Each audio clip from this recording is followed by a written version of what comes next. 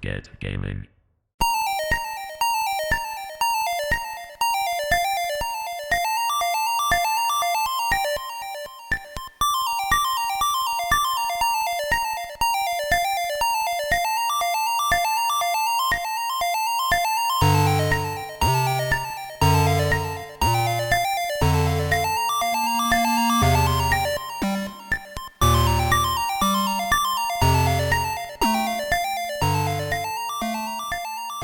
Hello and welcome to the D-Pod, your directional podcast brought to you by GetGaming.net.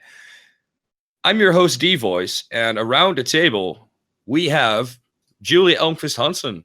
Hey, guys. Jeffrey Hoegee. What's up, guys? And Johnnie Rogers. Hi, everybody. So, we don't have any real announcements to make, so let's jump right into it. What have you been playing? And we'll start with you today, Jeffrey. Not that we don't know it yet, but, you know. Yeah, basic things, you know. Again, Final Fantasy, farming lots of stuff.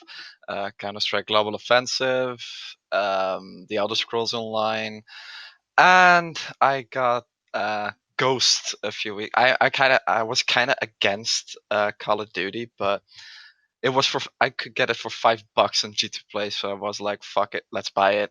And I kind of enjoy it, actually. Yeah, that's weird. I had the same thing where when I bought a PS3, the guy I bought it from just threw in Call of Duty Ghosts.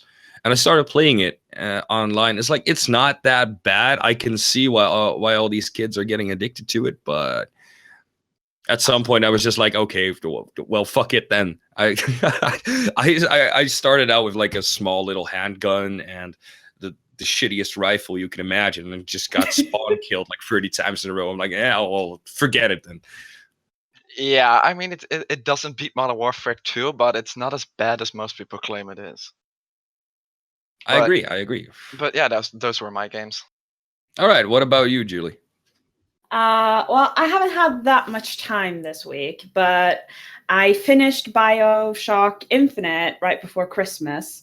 And I really wanted to play the previous games because it's been such a long time since I played them. And I could barely remember the plot, like what happened in them. So I started playing BioShock, the first game.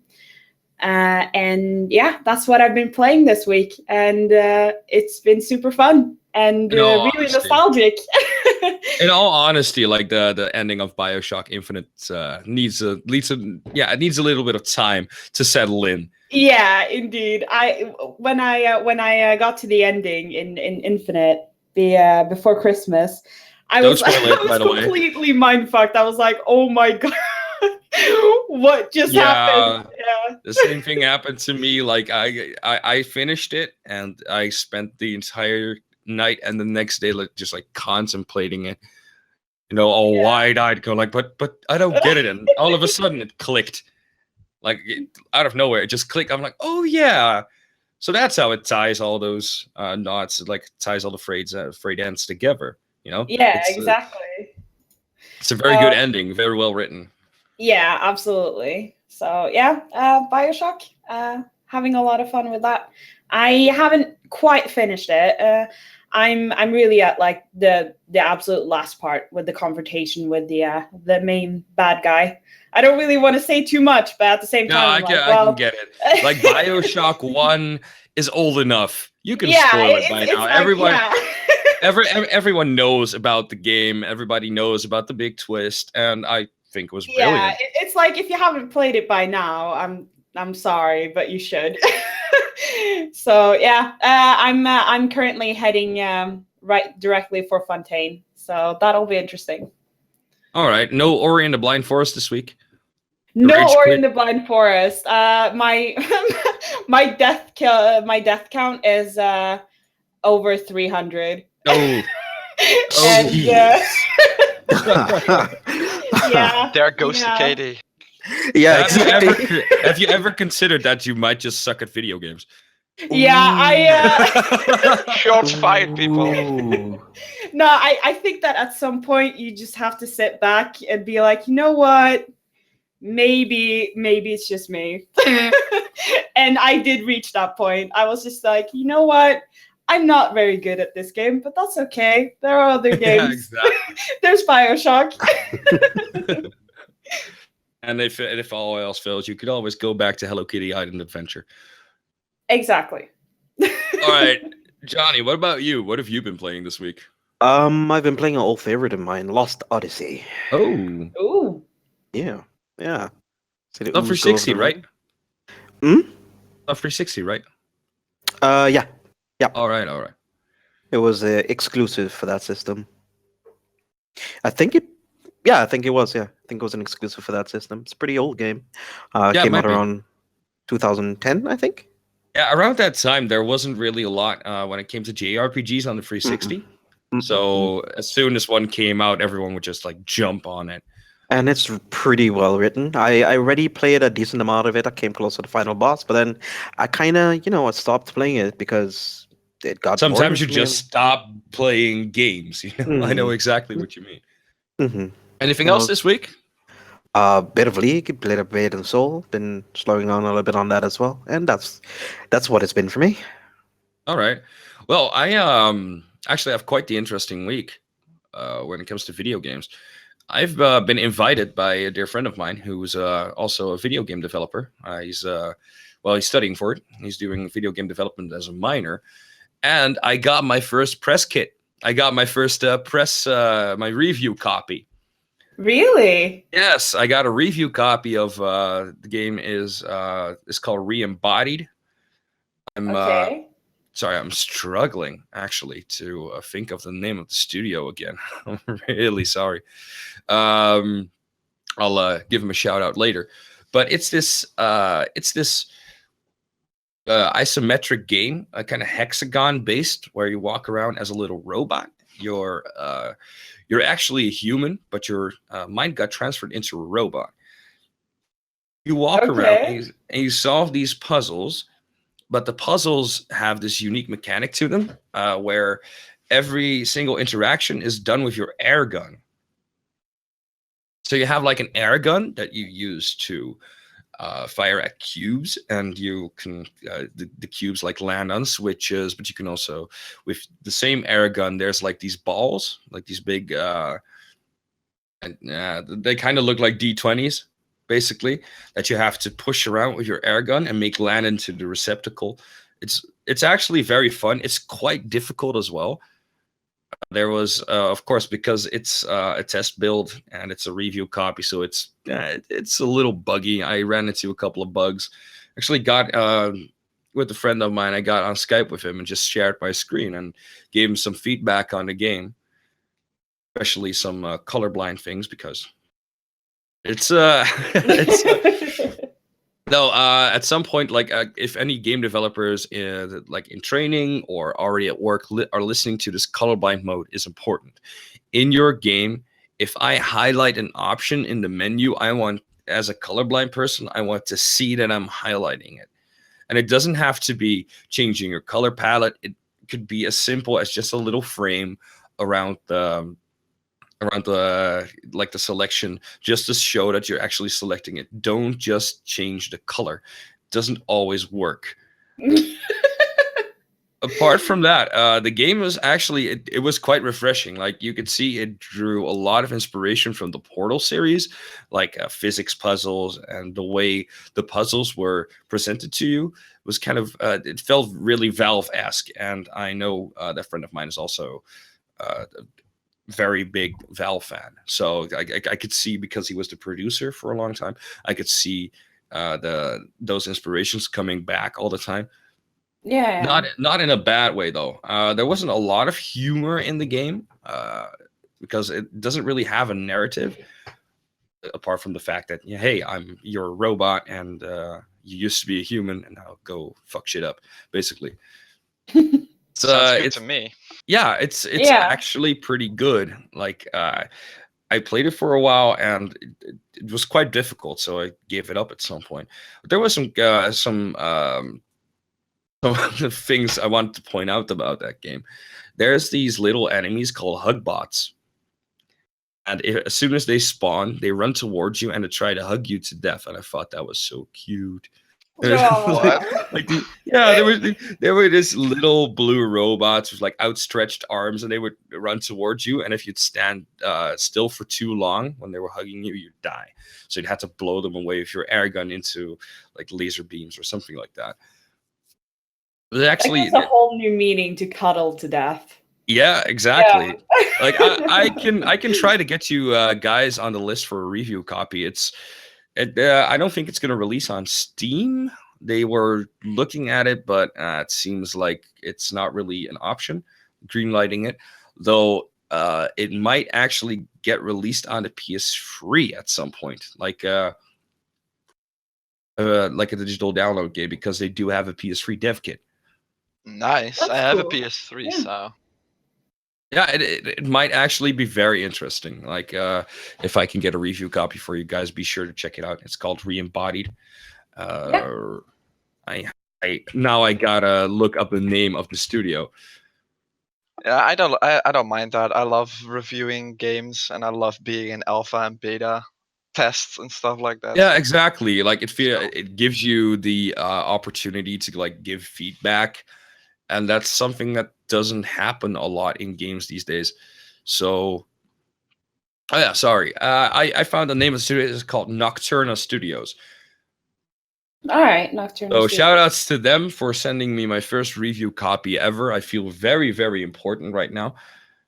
Apart from that, what have I been playing this week? I've given some time to Persona 4 Dancing All Night. Woo! I did buy that game a while back, and I kind of put it down for a while. But now I'm starting to ramp up the difficulty, and it's a good rhythm game. The story is just but yeah, it's a spin-off, and basically you save the world or save a festival by dancing. The storyline is it's not bad, but it's a little quirky, and even the characters kind of lampshaded, but going like, that's kind of weird. We have to fight monsters by dancing. What the hell? But apart from that, the game is actually pretty good. The track list is very diverse. There's something for everyone, basically. Like whether you're into drum and bass music or dubstep, or just the original Persona 4 songs, there's a lot of them on there, and a lot of very good remixes, like very well mixed. There's this dubstep remix of a song called Now I Know, and oh my god, I've been playing that on repeat because you get this, when the good music hits, when it drops, you get these shivers. Yeah. Especially during a rhythm game. Oh, that feels so good, and I really think they put that together quite well. Apart from that, I downloaded some old games on my Vita again. I tried Nihilumbra again. I got another chance to play Dragon's Crown, which I've played a lot, but just not recently. Fired up my 3DS again. Tried some more Bravely Default. That's a good game to grind, by the way. Like you can just turn auto battle on, and you can. They made the controls so that you can basically play the game with one hand, and that's very cool when you're like grinding, sitting at your PC, and just do some grinding in the meantime. Got way over leveled, by the way. But yeah, that's my JRPG course of action. I usually just grind way too much, get over leveled, and then breeze through the game. Apart from that, what else have I been playing? Not much, actually. I tried some more Fallout 4. I got to play some more Transistor, also on PS4. It's a good game, indie game that probably a lot of people have heard of by now. It's this isometric game that's like half turn-based and half action combat. The setting is really nice. Like, it's very artsy, and it looks a little bit cyberpunk, but it just feels very very cyberpunk, actually, and I quite like that in games. There's not a lot of games using that setting very effectively. So as soon as a game comes out and has like a cyberpunk setting to it, love it. That's why I'm so excited for the next game by CD Projekt Red. Cyberpunk 2077, I believe it's called. It's can't wait. Apart from that, I've been playing some more Witcher 3. Not too much though, just a couple of hours. Yeah, I think that's all I've been playing. So let's move on to the topics for this week. I've probably played more. I just forgot. Yeah, you. I think you played a lot more than me. That's for sure. No, Yeah, I Diablo tend 3 to like. or something? I tend to like spread my my game time. What did you say, by the way, Jeffrey? No Diablo 3 this time. Oh yes, actually, I completely forgot about it. That's how mindless it is for me at this point. I knew Like it. I made a new character because I felt like, okay, so I've leveled 2 characters now to 70, and they're getting like a little stale, so I might as well make another on the PC version to try out the set you get with the season journey. And yeah, I made a monk, which I forgot how fun it is. You have these bracers that you have this skill called Exploding Palm. Basically, you apply that skill to a monster or demon or whatever you want to call it, and it has this debuff on it. And as soon as it dies, it explodes for a lot of damage. That's perfectly fine. But there's this item you can get, a set of bracers called Gundo Gear. And if you equip it, then the explosion of that skill applies that skill as well. So basically what you do is you stand in a very large group of mobs, you just pull them towards you, you apply Exploding Palm to one monster, and you kind of slowly kill it, and then the entire screen just blows up. That's not Well, too you should be bad. getting some nice XP boosts then. Yeah, it's not great for killing in streaks because it takes you a long time to you do have to kill one monster, and your 1v1 DPS is not as high as it is on other classes, especially from a demon hunter with just 4 hits Nephilim Rift Guardians. Like, Well, it's isn't that part of the challenge? well, you can't have a build that's strong in everything. Like, you do have to have some drawbacks to your build.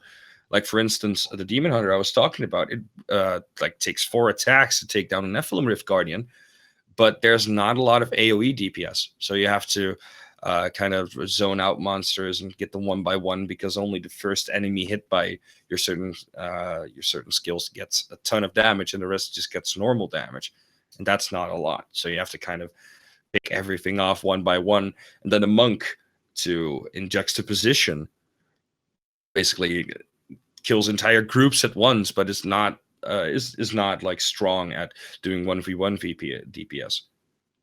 I suppose. I mean, I kind of get it. Like, it's not the same setting because Final Fantasy is not a multiplayer, but I like to finish the game in different styles. First, I finished the game with maxed out characters, and then I finished the game with maxed out characters, but without weapons that have break damage limit or armor that has break HP limit. So that you limit your characters kind of, and then see if you can still finish the game. And I like that challenge.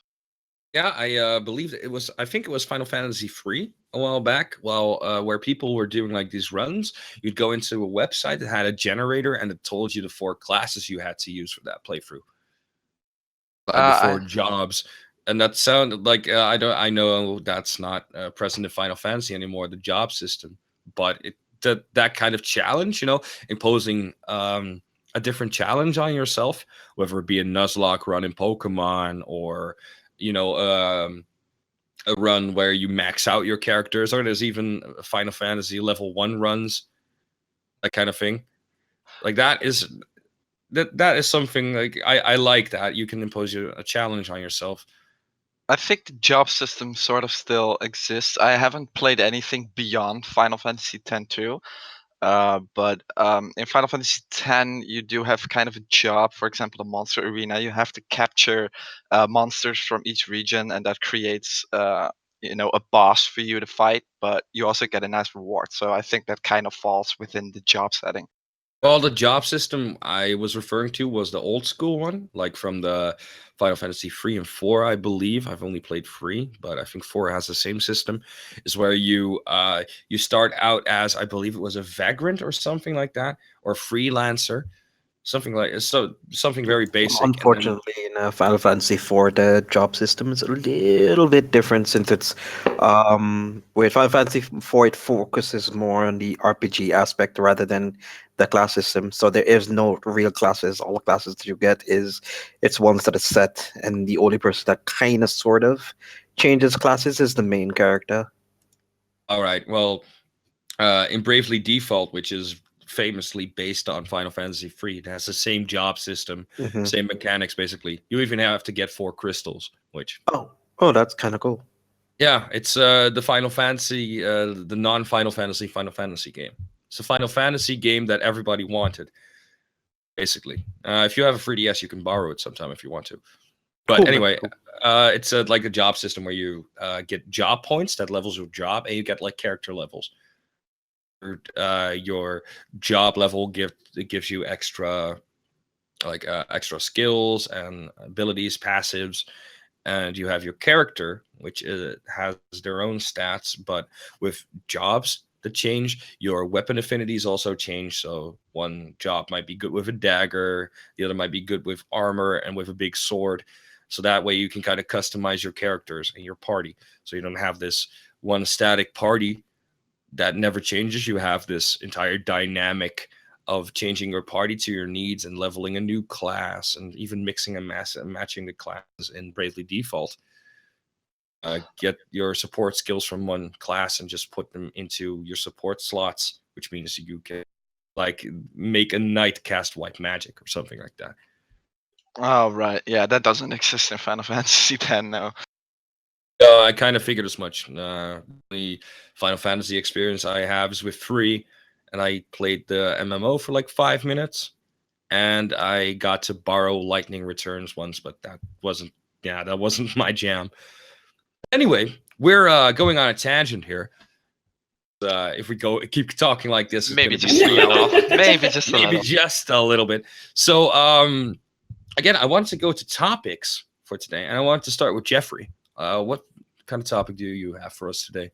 Yeah, my topic is a discussion about how far developers should go with their franchises. A perfect example would be Final Fantasy. I'm a Final Fantasy fanboy, so excuse me. And of course, whether or not developers aren't just milking a franchise by stretching it to the max, while the quality of those games is reducing significantly compared to other games. I mean, for Final Fantasy, we're at Final Fantasy 15 right now, I think, and the Yeah, that's games the one that's coming out soon. yeah, and the games are just not getting any better structure and storyline base, but are still being bought because of the loyal fan base and diehard Final Fantasy fans, thus milking it for all it's worth, and discounts especially to the PC ports of games that used to be console exclusive we see these days, and 90% were extremely horrible and badly optimized. So yeah, that's my topic.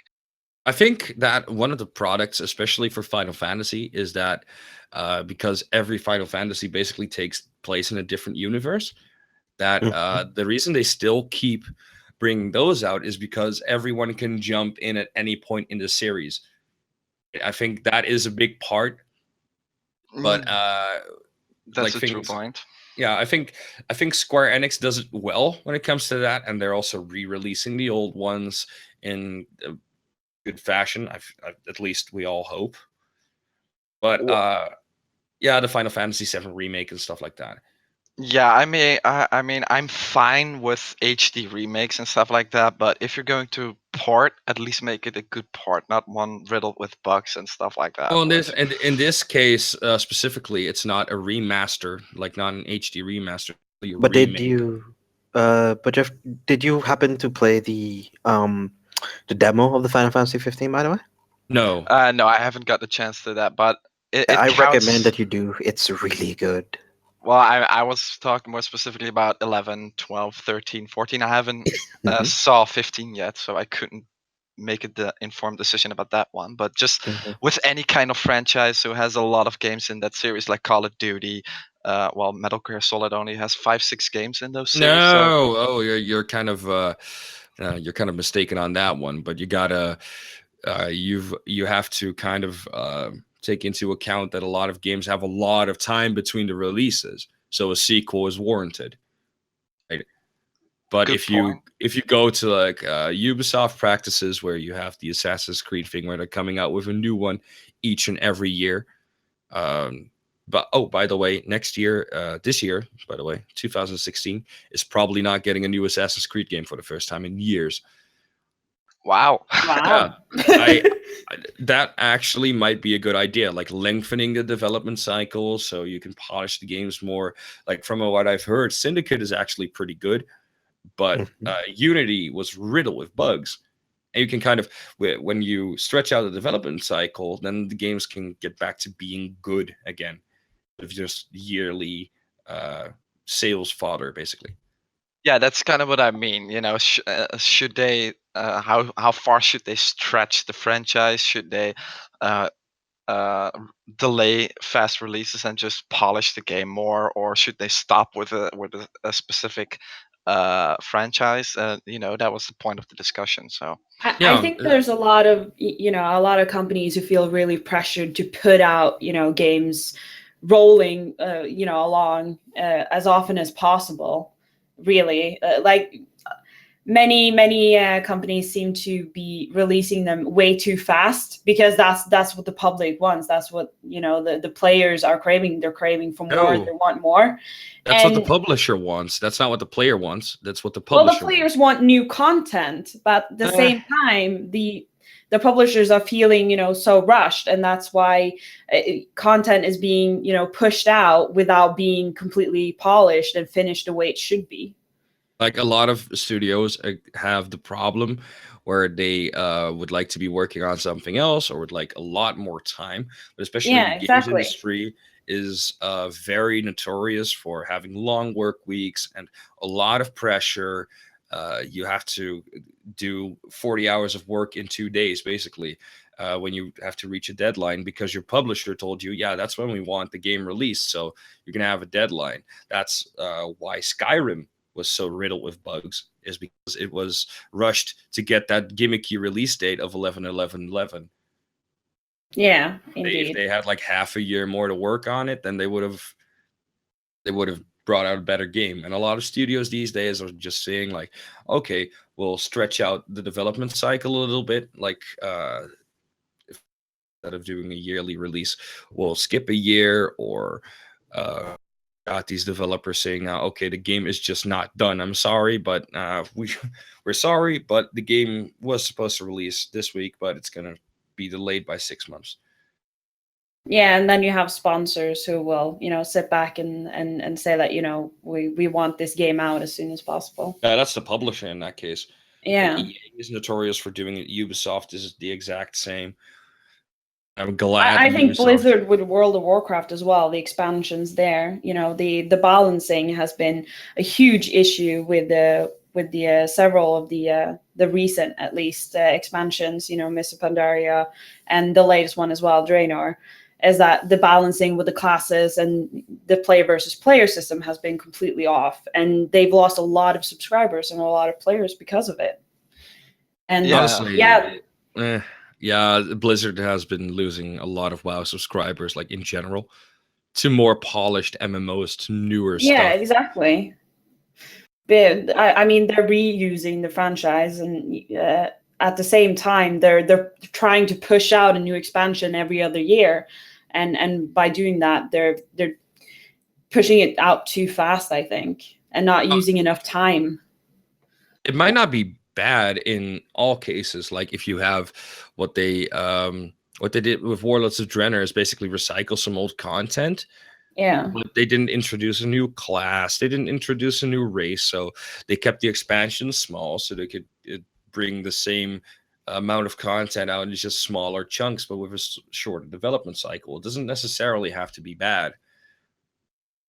Well, in most cases, it does end up bad. But you do raise a point with that it's a publisher that really wants to push a game and not what the public wants. I mean, look at Grand Theft Auto 5 for the PC. How many people wanted that, and it got delayed twice?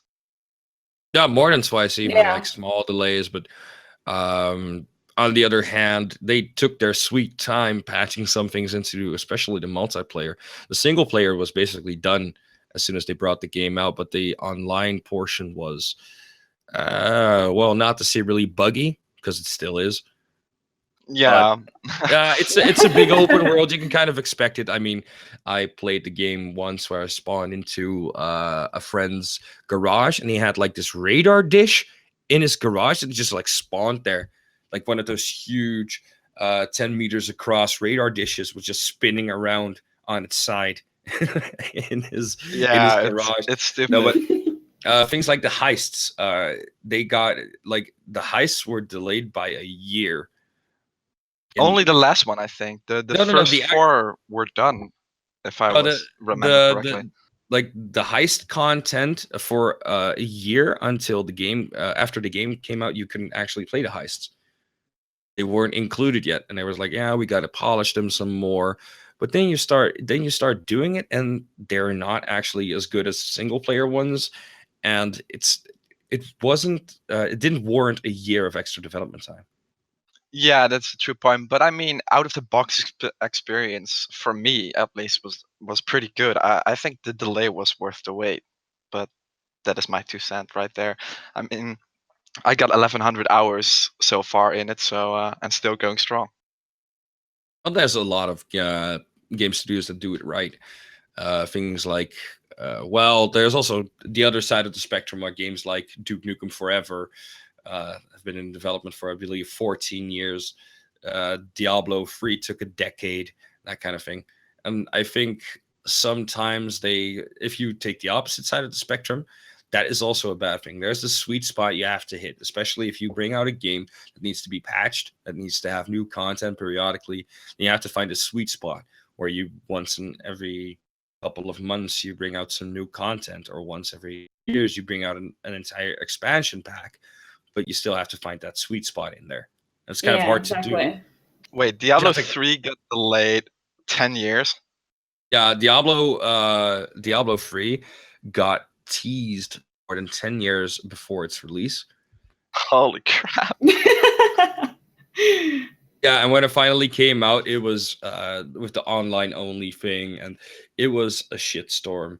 It used to be so like everyone was mad at the game and mad at Jay Wilson, and it wasn't polished, and you couldn't even connect. Error 37 still brings back PTSD memories for a lot of players, where they were waiting for more than 10 years for such a game. And then they put it in their PC, they install it, and they couldn't play because the servers were down. Wow. That's bad. I mean, there was a lot of bullshit at the start. It actually happened. The same exact thing happened with SimCity. I don't know if you guys remember that, but I think that was 2012. It was the same year Diablo came out, and it had the exact same problem. Only SimCity was an EA game, and it had no right to be online only, but it was, and nobody could log in. That's just wow. If you're going to delay a game for like 10 years, at least make sure the servers work. Yeah, exactly. Like, I think well, the servers, you can't really gauge how many people you're going to get on your servers the first couple of days. Of course, you can do beta tests, but beta testing is never going to uncover every single bug, and it's never going to reach like stress test levels on your servers. So a lot of developers don't realize how many customers they're going to have in the first couple of weeks. So they very much underestimate how many people they can have on the server, or overestimate, and their servers crash. So they have to install new blades and like entire data centers even. Like, that's the same thing why games like Blade and Soul that just came out, they still have trouble with people connecting, sometimes disconnecting in the middle of a play session. And that's kind of something that you can't really plan for that much. Like, servers are expensive. Yeah. And you don't... Yeah, true. But you can never really polish an online MMO because it's community driven more than developer driven. Yeah, and it's just scale. Yeah. It's very big most of the time. Yeah, exactly. So you can never really estimate or scale your user base and server usage. But of course, you can have a few servers that do work dedicated. I mean, that's not too much, I think. No, there's like if you have a big MMO, there's like entire server parks dedicated to it. But sometimes it's just not enough, and they have to buy extra servers, and servers are expensive. Anyway, Oh, yeah. let's move on to the next topic. JJ, what have you got for us today? All right then. My topic was like in the next few years from now. Is it like to tie in basically what you guys were talking about, like developers and production studios and stuff like that? If in the future, like if the loyalty of those type of consumers are still going to be evident as it is today. So like when you're buying your game through consoles and stuff like that, when discs, buying stuff on discs is pretty prevalent. And when people or consumers use something like apps or Steam sales or Xbox Live or PS Plus or those type of systems, when they download games, whether or not are discs going to still be relevant by that time? And I kind of did a little bit of research and dug into it, where a lot of people are agreeing with yes, a lot of people are saying no, and I wanted to get your guys' ideas as to why do you think that it is? Well, I personally think that like with the development cycles and such, Mm-hmm. like when you're talking about brand loyalty, especially, we already talked about this exhaustively in the last couple of minutes, so we'll kind of skip over that. But as far as the medium goes, like discs versus things like USB drives, Mm-hmm. there's a good reason a lot of companies use discs or digital downloads. Optical media can be pressed. The disc doesn't have to be burned. Like if you as a developer would like to release a game on USB, you'd have to actually copy the game to the USB, and it takes a lot of time, and it takes a long development process. You can't automate it. Mm-hmm. But a disc can just, if they have a master copy, they can press copies of the disc very cheaply. That's why optical media are so prevalent. But then why Especially in games. wouldn't it be like a more proactive thing to kind of like put the games up on the PS networks or the Xbox Lives, and have it sort of like how Steam has a whole system where they have like indie games of mainstream games also put on their Steam servers as well, and have it not just download directly from the developers themselves, and have it updated, have it patched whenever an error happens out, so then you have more of a connective, you more connect directly to the developers themselves, rather than have to have it recalled or updated, something to do with their game bugs that they installed themselves and stuff like that on the disc. Well, to be honest, I think we've actually gone past that era. These days, we don't play the game from our discs anymore. We install them, and they get patched anyway. Yeah. Yeah, true. The same thing if you buy a PC game now. That was quite the uproar when Metal Gear Solid 5 came out. I remember quite clearly that you get a disc in the store. If you bought it on PC, you just get a disc with a nice box. You put the disc in your system, and the only thing that was on the disc was 8 megabytes, and that was the Steam installer. That was all there was on it. That is hilarious. Yeah. It's not the first time that's happened, but that's the last time that it caused such an uproar. But we've kind of gone past the era where you need to recall discs at this point. The last time I can remember it happening was like 2011, I think. 2011, yeah, 12, something like that. I don't remember the name of the game, but there was this game that the publisher lost, the studio lost the rights to it, so all the discs had to be recalled, making the game extremely rare and extremely coveted by collectors. But they kind of tend to fail to see that when they recall stuff like that, it turns into a limited edition, basically. Because these days, like if they bring out a game and there's questionable content in there, like there's an 18+ scene that wasn't totally rated by the ESRB, that kind of thing. Why in this day and age would you still return your disc? It just gets patched out. So disc recalls, even if we still had consoles that played exclusively from the disc, why would anyone send that disc back? They can play the game. They don't care about that scene. I think most optical media nowadays is just aesthetically pleasing for a collector or something like that. But I Or think like novelty items and stuff like that, right? Just say, Yeah. hey, I got this collector's edition. You kind of Yeah. get the script, what was written on it, maybe some art by the artist or Yeah, stuff like exactly. that. And I think that in the next couple of years, optical media is going to be obsolete because all you need is the base game on a Mhm. disk. You install it, and everything gets patched through servers that is missing or bugs that are still on there that just get patched. So you really don't need disks anymore. One thing we're forgetting, by the way, is the fact that even if your games are installed on your hard drive in modern day consoles, you still have to have the disk in the drive to play it. In a That form is of DRM. that is also true. Yeah, the Yeah. DRM protection indeed. The thing is, I think like optical media necessarily won't be dead because there's still things you can distribute through optical media.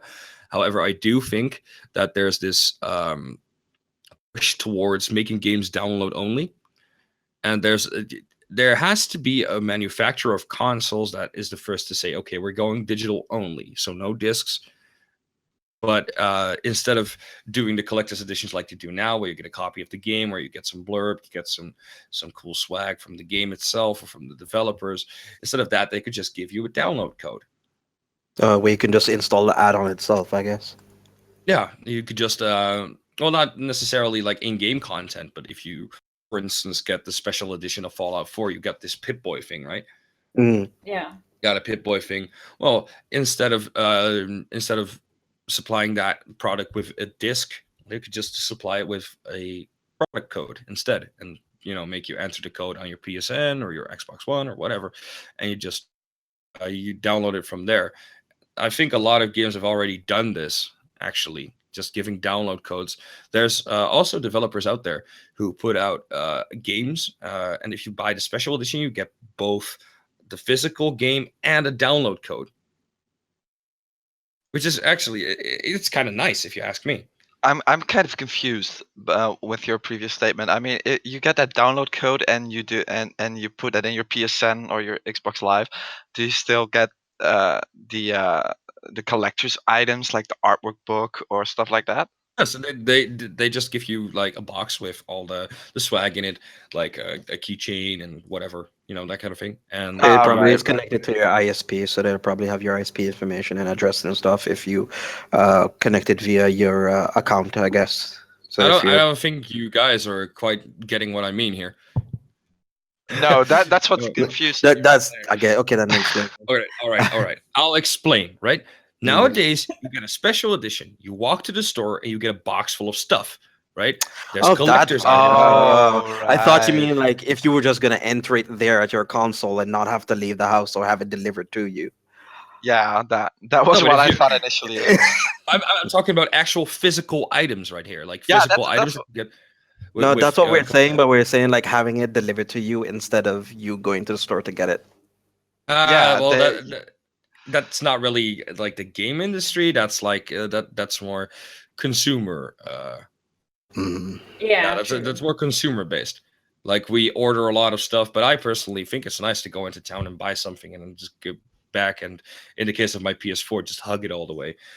Yeah, exactly. But That kind of thing. I thought you meant you just get that you buy the digital code, you get the copy, and you just enter that key, and your stuff will get sent to you. That's what I initially thought you said. But thanks for clearing that up. No, it's not what I meant, but it actually does not sound like a bad idea. But I think there's a lot of logistic problems for that. I mean, what if your order gets lost or you lag during the download or something? And don't Yeah. forget the company also needs to pay for shipping and stuff. So that's also Yeah. next thing they probably Yeah. want. Besides, Dennis' point is the best. The excitement you feel for going through the store, picking it up, and Waiting can't 3 get in the home morning fast for enough. the game. yeah, And there's Camping out and stuff. Yeah, I mean, the thing is, a lot of publishers still make money on hard copies of games, and nowadays they tend to push consumers, or at least give them a choice. As in, do I want a physical copy that has some cool stuff with it, especially like things like The Witcher 3, which has the soundtrack, DVD, map, and some other stuff. That's even in the base edition of the game, you get all that stuff. right? So it kind of gives the consumers a choice. Like, do I want a physical copy? Do I want some cool stuff? Or do I just want the comfort of downloading it like instantly to my system? Yeah, I think that's a good idea, but I think personally nothing beats the ride to the store, getting your shit, and not being able to wait to do your or play your game or stuff like that. You know, you Oh, just want to honestly, get home and just play this instead of hugging your PS4 on the way home. On the other hand, you do have to realize that these days, if you buy a game and you put it in your console, you still have to install and patch it. So Yeah, of course, but you just when you go unless to the you yank store, the Ethernet cable out, you could also just do that. But yeah, exactly. But you know, still, yeah, it is still the feeling of having something physical in your hands. yeah, exactly. The Yeah. excitement you get, that I think nothing beats that. So yeah, I think most people will opt to get a special edition and get physical memorabilia and stuff like that. So Okay, I kind of just really need to get your guys' outlook and feel of it, because by 2019, the sales of like add-ons is currently, with add-ons alone, from what we guys been talking about and stuff like that, the market, or US market, or general market, I think, has been 2.4 billion. By 2019, it'll be 4.2, which is quite quite a decent amount, which will put add-ons at an all-time high over discs overall. So I kind of wanted to see what your thoughts on it, as well as looking at how the trajectory is going to be for the coming future. All right. Well, let's move on to the next topic then. Julie, what do you have for us? Well, I wanted to talk a bit about the evolution of esports and a little bit about the future of ESPN and what they're doing. Honestly, I expected this subject from Jeffrey before I expected it from you. But Oh my No, goodness. I nabbed it first. It's mine. well, I talked about match fixing in esports, so I don't think I needed a second esports topic this week. yeah, No, you have a good that's point. But No, but I, she wanted to clarify on maybe a question she had last time, or a topic she wanted to bring up last time, I guess. no, it's a different topic. But do kick it off. All right, thank you. Well, what I looked at a little bit is that Newzoo has been providing a research report about esports and the esports market value. And the report says that the market value is expected to grow by 43% this year, from $325 million last year to $463 million in 2016. And they are estimating that it's going to break 1 billion revenue by 2019. And that's a lot of money. Yeah, it might sound like a Yeah. lot of money, but you have to realize where that money comes from, especially Yeah, with yeah. esports. Like, how do you make money from that apart from advertising? Well, I mean, it's advertisement, obviously, and T-Mobile, I think, just joined the advertising as well. And the scene is currently dominated by Valve and Riot, Blizzard. Microsoft just joined in with ESPN as well, and are pitching Halo 5 at X Games, which was this weekend, actually. Holy shit, X Games still exists. Yeah. Yeah, it does. The thing is, like a lot of companies try to push themselves more towards esports, especially with Activision buying MLG, like Yeah. not a team or something like that. No, they bought the actual MLG. company of MLG. Yeah. Yeah, exactly. So now we're gonna see instead of Call of Duty being associated with things like with MLG, Weed, and 420 and Blaze It, we're now gonna see that in Heroes of the Storm and World of Warcraft and Diablo. And wow, that'll be an interesting aspect to look at. That Yeah, exactly. Yeah. The thing is, MLG made a Because lot of who's bad over decisions. Dota? Dota is also Blizzard, right? No, Valve. Valve. Wow. Yeah. Yeah. But yeah, it's kind of I think personally that the esports scene is something that still has to be tapped correctly. Like, we have the things like the LCS for League of Legends, we have the big tournaments when it comes to Dota, especially. But there's this huge untapped market. If you see how much that scene has evolved in, especially Asia, with Korea just broadcasting primetime StarCraft. Yeah, indeed. That kind of thing. I think it could be the market is still untapped. However, it has to be done well. Like acquiring MLG, what does that do for the scene? It does nothing. Well, no, but at the same time, I think that it's definitely a positive,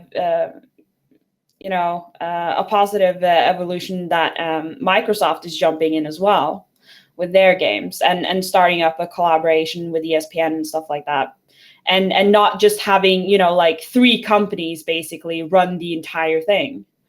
And the more companies who come in, the more games there will be, the more tournaments, and it'll reach out to a broader, a broader community as well, and not just the CS:GO fanboys, and not just the League of Legends fanboys.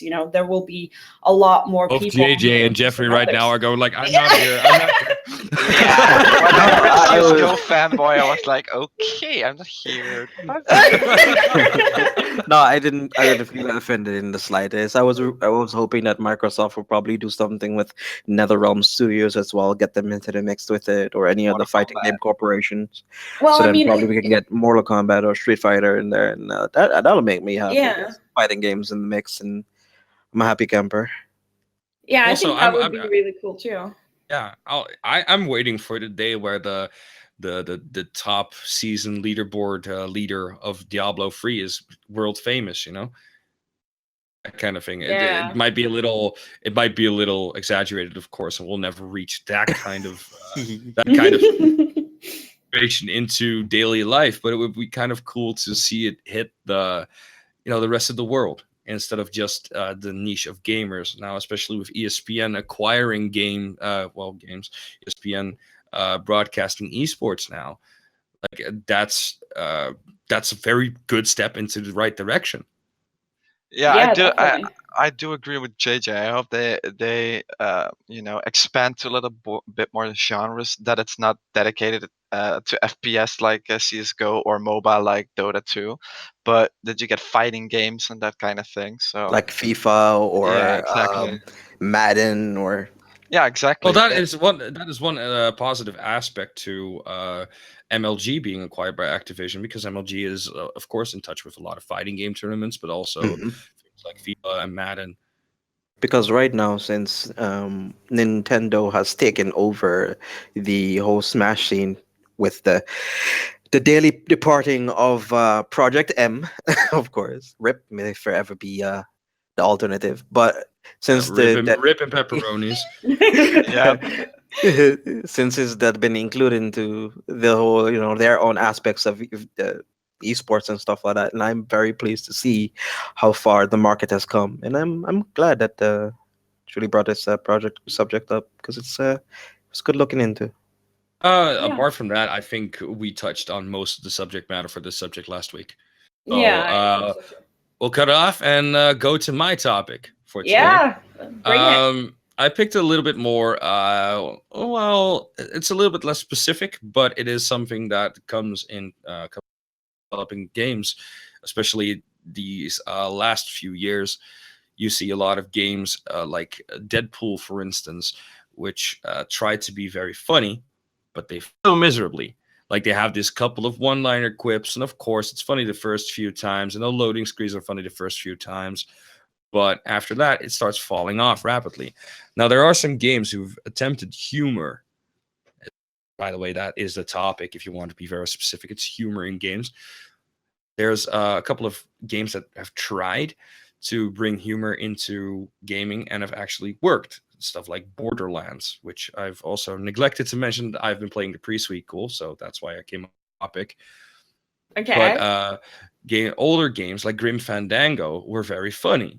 But what makes a game funny? Because attempted humor, one-liners, or quips, they just fall off after a while. But what makes a game consistently funny? Because it's very easy to portray tragedy in video games, but what about comedy? Personally, I Comedy think, is a broad subject, so that's a Yeah, tough one. exactly. yeah, That's why it's so tough, because everyone has different comedic tastes. I think it's when knowing when to not take yourself too seriously as a game. When you know yeah, that you can, where Deadpool as a character, not saying the game, but Deadpool as a character is a person who can, he knows that he's total BS, and um he's a parody of Yeah, he's also a fourth wall breaking character. yeah, exactly. And when you can make a fun of yourself by doing so. And a whole lot of, pretty popular games like Conquer, or is that its name, right? Conker's Bad Fur Day? Yeah, like Conquer and stuff like that. A whole lot of people can give and take and say it was probably bad. It was probably not the worst, but a whole lot of people can remember the scene of Pooh, Yeah, the singing the Pooh singing scene. pile of crap. Yeah, basically. Yes, yeah, exactly. Everybody will remember it like a decade later and stuff like that because it knew not to take itself too seriously, and it knows when it could make those type of jokes. And knowing, I think it's all up to either the writers or how the voice actors emulated it, and basically it's a whole group effort, probably. To be honest, the funniest games are the older games. I'm not sure why that is exactly. I think one of the factors is that that a lot of developers these days go meta for the sake of going meta in their games. They Uh, they they they break the fourth wall for the sake of breaking the fourth wall. But actual funny sequences, like for instance, take how many of you have played Jack Free? yeah, I did. I have not. I Oh, haven't yeah. played it either. I haven't. I played a bit. Well, Jack and Daxter is a great franchise. It's consistently funny. There's a lot of humor in it, but sequences like cutscenes where someone goes like, "This isn't a video game" or something, and then the characters all look to the camera with like, "Yeah, right." That's what you know. Yeah. Yeah. They can take themselves But for instance, that's a whole different kind of humor from what Borderlands portrays. Borderlands is very it's crazy humor all over the place. Like for instance, I had this I made in Borderlands the pre-sequel, I made myself a not sure what the class is, but it's basically the sniper gunplay class, and your class is always tied to a certain character in a narrative. In this case, I'm Nisha. Nisha is apparently a little bit of a fetishist, bit promiscuous as well. So at some point you get into Moxie's bar. Moxie being a returning character in the series, also a very promiscuous character, doesn't take herself too seriously. But you meet this girl Lilith from Borderlands 1. To one of the playable characters, also makes a very big appearance in Borderlands 2. But she says, "Yeah, I'm out of the Vault Hunter game. Too many tentacles." And then my character says, "Ooh, tentacles?" That kind of thing. That kind of humor is that's hard to pull off, right? Yeah. It's not like just the voice subtle actors. things, just the subtle Yeah. things that you pick up on. Yeah, it's the subtle things like subtle references. Well, not just references, but pacing and delivery are very important. But what is the sweet spot? What makes it funny, as opposed to games like Deadpool who try and just land on their ass? I think it could be just the writers, I guess. Could be either the combination of the writers or the pressure that the studio needs to feel to bring out the game, or anything. I can think since Borderlands was already established as being the type of studio, to bring out pretty good content or quality content on their games already. Yeah, Um, Gearbox is good at especially writers. One of the writers, I believe his name's Anthony Burke, was the lead writer for Borderlands 2, and I believe he did a lot of work on the pre-sequel as well. mhm. Is known to be very funny. He has an own YouTube series called "Hey Ash, What You Playing?" Yep, and most of you who have not seen that series, please You go should. see You should. It's amazing. it will reform your life. Also, Ashley is crazy. yeah, Ashley is also the voice actor of Tiny Tina in the Mhm. Borderlands series, and she plays that character so well. And also one of the like humorous quips I saw in Borderlands is like you have because you're on the moon, you have all these jump pads that you can use for these huge low gravity jumps. And the first time you touch that, the game is told in a narrative, as one of the original group of Vault Hunters has been captured and is retelling the story to another character.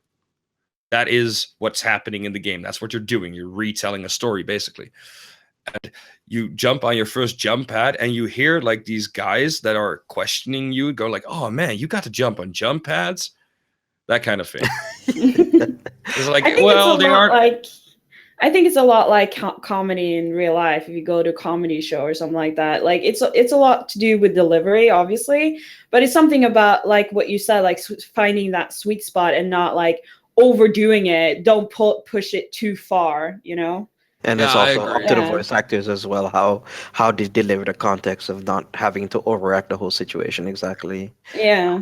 By the way, if you want to see a very good example of humor in games, you might want to check out Grim Fandango. The remastered version is out on everything PlayStation. I believe it's even free this month on PS Plus.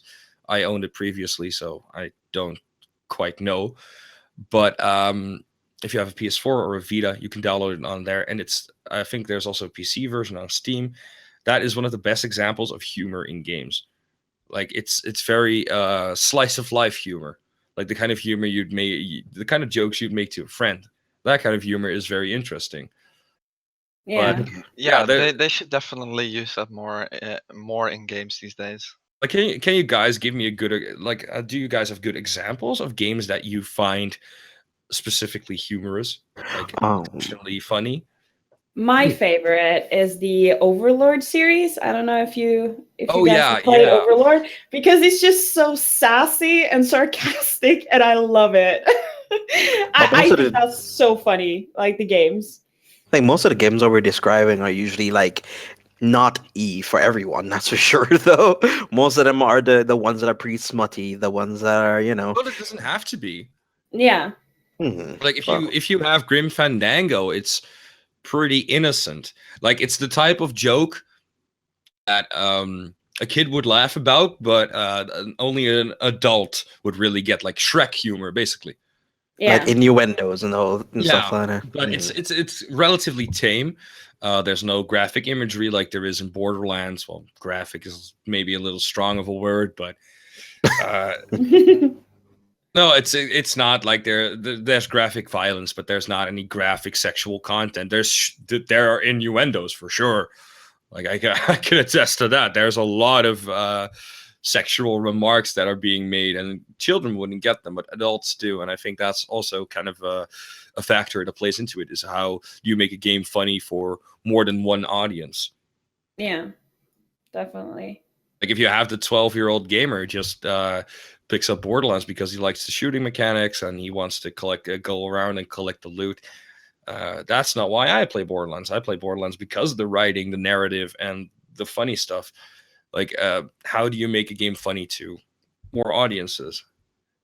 And I think that's something the industry needs to think about, because all the games that try to be funny these days, except for maybe a handful of exceptions, just fall flat. They don't do anything. And that's Uncharted has been pretty okay, though. I have never played Uncharted. You should. I am not interested. I'm not interested either, because it just doesn't appeal to me. Mm-hmm. I had a game that you had a game? Well, you didn't let me finish the sentence, but it was a really while back for the PlayStation 2. I think it was Spy vs. Spy. That game was so stupid. There was literally no narrative, but the way you had to kill the other spy, it was so humorous and ridiculous. I don't think there has to be a narrative specifically to make a game funny, but yeah, exactly. There's also like a user-created humor, and I don't mean as in people playing it and making jokes about it, but more like things happening, unintentional bugs that just make no sense but are hilarious. Like I remember Skyrim, where instead of one of the horses glitching out, and instead of the character sitting on top of the horse, it would sit on the horse's head and be spinning around constantly. Oh, I had that in GTA Online. That kind of thing.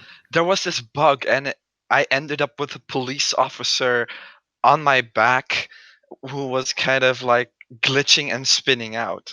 But my Yeah, character was normal. No one else could see it but me, and it was so weird. the same thing about the radar dish I mentioned earlier. It's like it's a bug, but it's hilarious. Like, how many times are you gonna open up your garage and see like this huge radar dish just spinning around casually? Yeah, exactly. I almost there was this little bug. It has been patched, but there were parts of the Los Santos map where you could fall through the map, and that kind of sort of almost happened to me. But I jumped back, and the moment I jumped back, I suddenly had a police officer strapped on my back who was spinning around. It was so hilarious, but I've never been able to recreate it. Unfortunately, it was so funny. There are also a lot of games who don't attempt to be funny, but like end up being funny as well. I don't know if you guys ever played Skate Free, for instance. Yeah, Skate 3. There was this one thing I was sliding or something, and an NPC threw his skateboard against me, so I fell off a freaking mountain. Yeah, It stuff like was so stupid. the game itself isn't supposed to be funny. Of course, there's some jokes in it, but there's hardly any narrative in the skate games. But how you're just skating around and you spawn another skateboard because yours flew off, and then the pedestrian throws it back at your face and you bail so hard and fall off a mountain, that kind of thing. Yeah, I don't know how it happened. I was just grinding, minding my own business, and that guy just threw a skateboard at me, and I fell off the cliff. It was so stupid. Yeah, the same thing where you're like skating, doing your flatland tricks, and all of a sudden the pedestrian runs into you. Is like, look the fuck out, you know? Just look out, watch where you're going. And like, you ran into me with that kind of thing. That also makes a game humorous. Yeah, exactly. It's you do have a point. Games that are not meant to be funny but intentionally are. And I would love to see that more these days. So I think we touched on this topic enough. How about we move on to the new releases? So Jeffrey, why don't you take it from here and do our new releases? Oh, right. Yeah. So for this list is for January 31 to the February 7th. And the games I list now in a row are going for be the same day, but I will list the platforms they will be released on, and then I will move on to a next date. So here we go. So all these games are for February 2, 2016, which is what we have is Not a Hero, which will be released for the PS4. Digimon Story Cyber Sleuth, if I pronounced that correctly. Yeah, you did. Is for the PS4 and the PSNV. I think that's PSN Network for the Vita. Yeah, PSN release. If it says like PSN, it's download only. All right, so digital release for the Vita then. Gravity Rush Remastered, which will be released for the PS4. Nitro Plus Blasters Heroines Infinite Duel, which is for the PS4 and What a title! Yeah, and it's for the PS4 and a digital download for the PS3. Then we got Mega Dimension Neptunia 7, which is for the PS4. Crypt of the Necrodancer, which is for the PS4 and Vita digital download. If you haven't tried that or haven't seen that game yet, try it out. It is so much fun. The music, I don't know if you guys ever heard of it. Crypt of the Necrodancer? No, I haven't. Fun. Crypt of the Necrodancer is this amazing concept where you go into a dungeon and you can only move to the beat of the music. Wait, what? And yeah, it's a roguelike. It's a roguelike game. You can only move to the beat of the music, and you have these bosses. Like you have this one boss that's called Deep Blues, and it's a chess based boss. Now, I don't know if you guys know, but Deep Blue is one of the leading has been one of the leading chess computers. Chess engines basically in a long time, but Deep Blues, and it plays blues music, like kind of remixed into drum and bass dubstep style, and it's kind of like it has a lot of quips and a lot of references, but the soundtrack and the music is so good. Especially if you watch speed runs, those guys go crazy. All right, I definitely have to check that one out. Yeah, you should. It's also on PC. All right, I'll check it out. All right, so moving on the list, we got Amazing Discoveries in Outer Space, which is for the PS4. Letter Quest Remastered, and judging by the artwork, it seems like a pretty good GRPG, so I might check that out, which is for the PSN Vita. And then we move on to February the 3rd of 2016. At first, we have American Truck Simulator, which is for the PC. A lot of simulators come out nowadays. It's so ridiculous. Fortified, which is for the Xbox One. And now we move on to February the 4th. Freeze Me for the Wii U. Sounds interesting. Sounds Shutsu. cold. I have no idea how to pronounce that, but it's also for the Wii U. Shinsengumi. Might it be that one? Yeah, I think so. It has. There you go. I might not be the best with that pronunciation at times. But, well, go on. It's no problem. yeah, February the 5th brings us Naruto Ultimate Ninja Storm 4, which will be released on the PC, Xbox One, and PS4. And last but not least, XCOM 2 for the PC. I'm actually looking forward to that. Oh. And those were the releases for next week. All right. So All right. now that we've got the releases out of the way, we're going to do some news. We got our news articles for today, and I think we have a very nice PSN one that Julie would like to tackle for today. Me? You just asked me if you could do the article. Yeah, I know. Wow. I'm gonna do it. Okay, so You better. I'm on it. Okay, so right, Sony has been attempting to trademark the phrase "let's play," and it has been rejected Well, twice now. Yeah, twice now. Yeah. It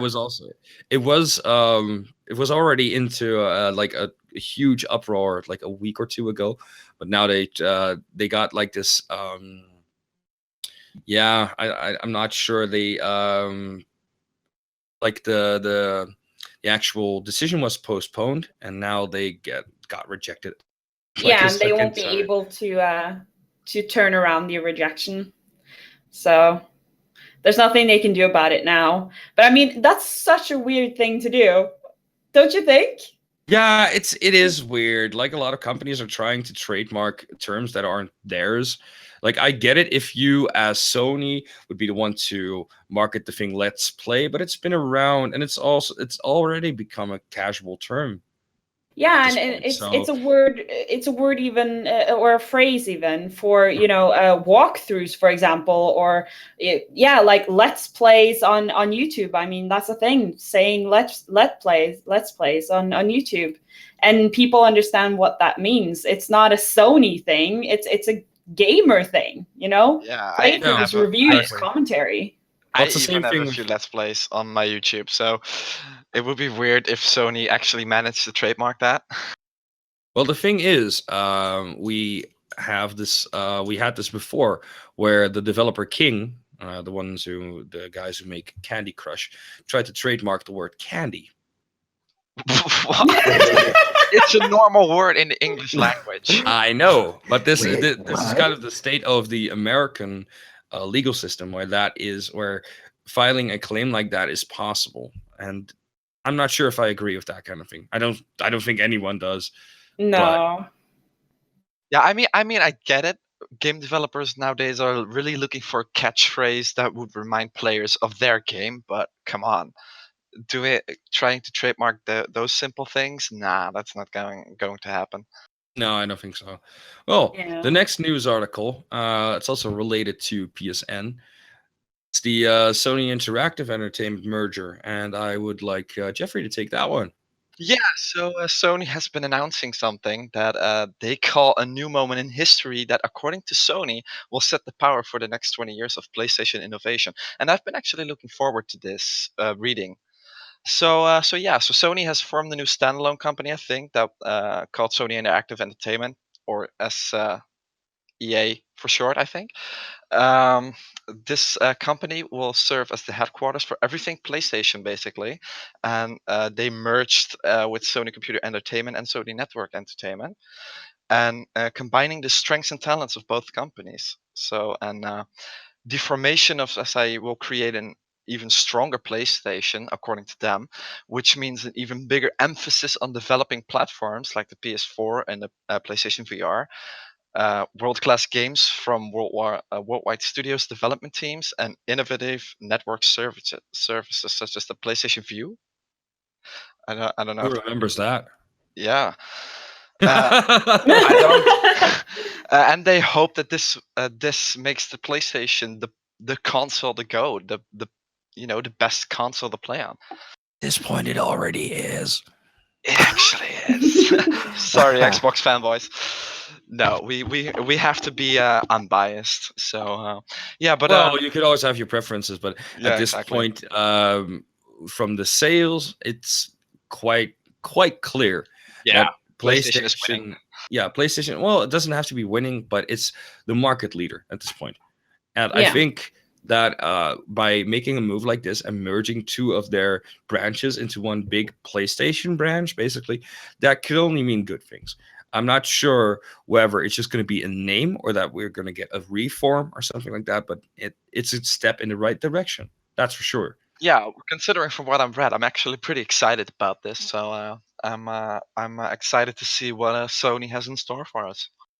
All right. Well, next news article is actually a quite short one, but it has a big impact. The lead writer for Dragon Age, David Gator, has left BioWare. Now, what this means is that we cannot expect the same writing from the like the Dragon Age games and maybe even the Mass Effect games.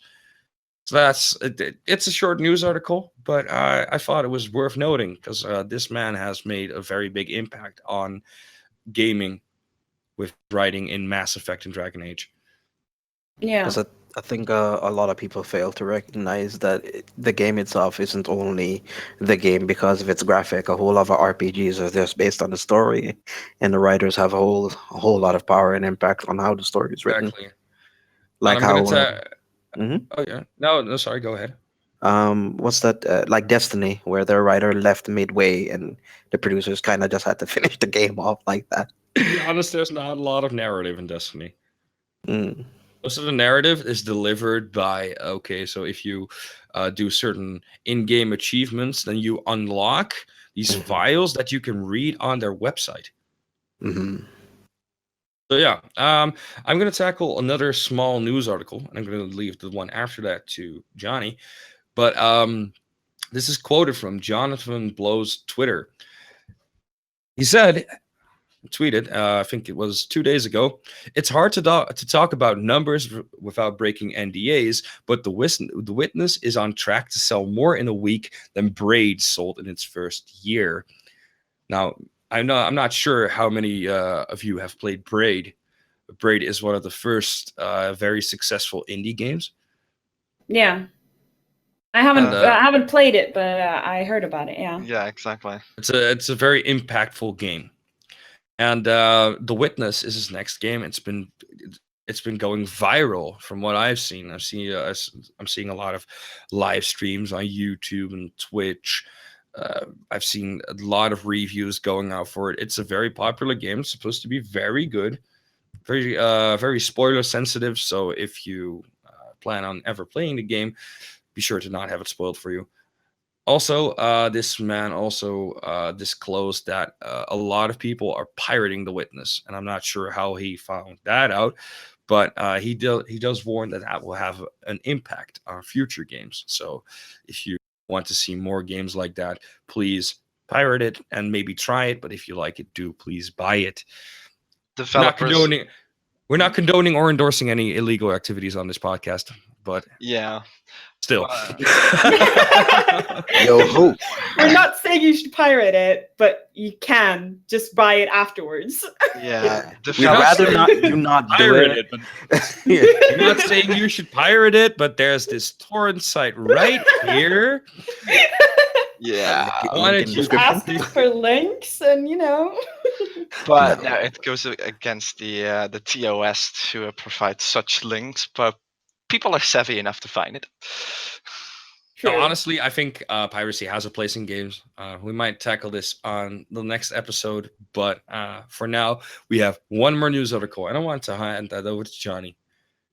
All right, and the article headline states Titanfall Mass Effect returns sometime between October 2016 and March 2017. So, EA last confirmed the launch of the new Titanfall game on its way. So, the last of you guys, I heard some mixed reviews about how Titanfall was when it was launched in 2014. Some found it good, some found it pretty mediocre, but I others thought it who was pretty good, but that's just me.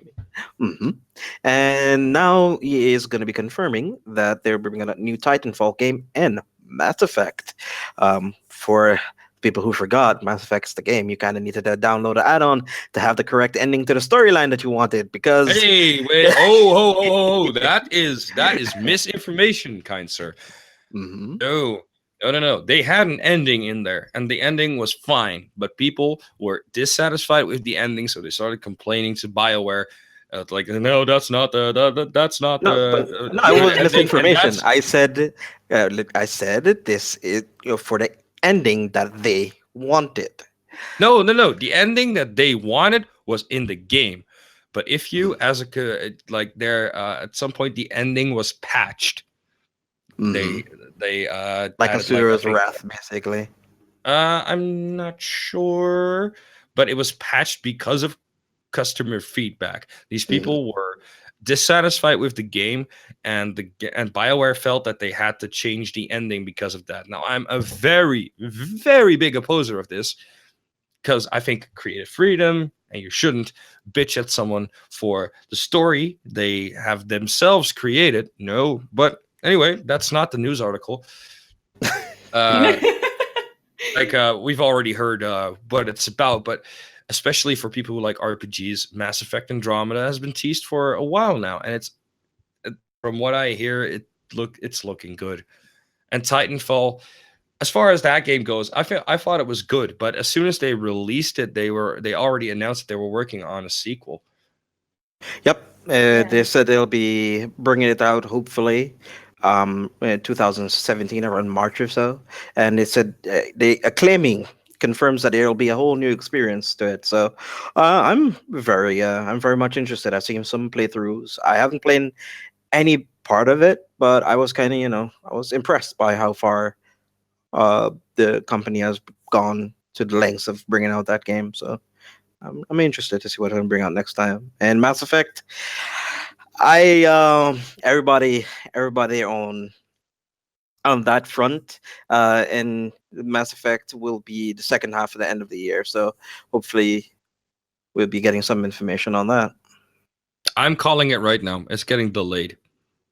It's a probability since consumers are very picky on how they want they want their products nowadays. Yeah, exactly. Well, not just that, but development cycles and all that, which we've already discussed. But I think it's going to get delayed because it's a very impactful game. Mass Effect is a very impactful franchise, and they might want to polish the last, polish it just a little bit more before they release it, because the Mass Effect games have been known for their quality assurance. They weren't buggy or anything, as far as I know. But anyway, yeah, that's all the news we have for this week. It was kind of a slow week, and this is all I could find, basically. That's the podcast for today, actually. Kind of wanted to ask our listeners to leave us a review on iTunes, give us some feedback, and hopefully 5 stars. Not counting on it, but it would be very nice. Also, don't forget to you can find our podcast on SoundCloud as well, and in the future even on YouTube. For now, subscribe on iTunes. You can write us your feedback at podcast@get-gaming.net. Be sure to give them a look-see as well. It's the network that made this entire thing possible, so we couldn't be more thankful. You can follow me on Twitter through at DVoice_. What about you guys? You want to plug your Twitters, your YouTubes, your Twitches, and whatnot? Yeah, sure. You can find me on Twitter at TheCyriaXO and on Steam. If you want to hook me up there, it's TheCyria. All right, Jeffrey. Plug it up. My Twitter is at oimatewtf and _. Yeah, I have that for a long time. I haven't bothered I to know. change it. My YouTube is AutopsyGremlin, and so is my Steam ID. So that's just steamcommunity.com/ID/AutopsyGremlin. And if you want to hook up, play some CS:GO, hit me up. I'm free anytime. All right, Johnny. What about you? I guess mine is Twitter at Thedangspro and YouTube under the same name. And that's You might want to something I might. spell that, by the way. Oh, okay. Then it is TheDangPro at Thedangspro. Thedangspro. Right, And and then that was this. Sorry, did I interrupt you? no, go ahead. All right. Well, if that was all, then that was the episode for this week. As I said, do leave us some feedback, and we hope to see you next week. Yeah. See you guys. See ya. Till next time.